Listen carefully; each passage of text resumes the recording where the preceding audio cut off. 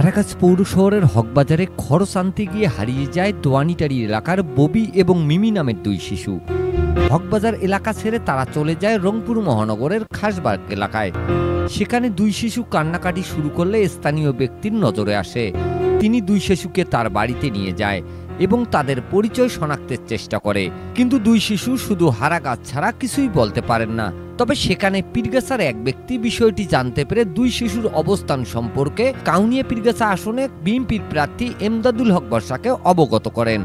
মানবিক এমদাদুল হক ভরসা হারিয়ে যাওয়া দুই শিশুর অবস্থান জানার পর তার পিএস মোস্তাকিমকে দ্রুত দুই শিশুকে উদ্ধার করার নির্দেশ দেন।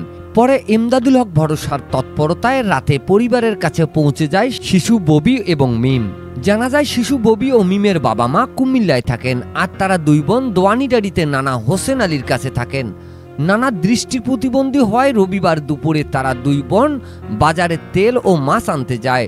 দুপুর গড়িয়ে বিকেল, বিকেল গড়িয়ে সন্ধ্যায় দুই শিশু বাড়িতে ফিরে না আসায় তাদের খোঁজাখুঁজি করেন নানা নানি। অবশেষে কাউনিয়া পীরগাছা আসনের বিএনপি প্রার্থী মানবিক এমদাদুল হক ভরসার তৎপরতায় রাতে দুই নাতনিকে ফিরে পেয়ে খুশিতে আত্মহারা দৃষ্টি প্রতিবন্ধী হোসেন আলী ও তার স্ত্রী। Mizanur Rahman, DRS news.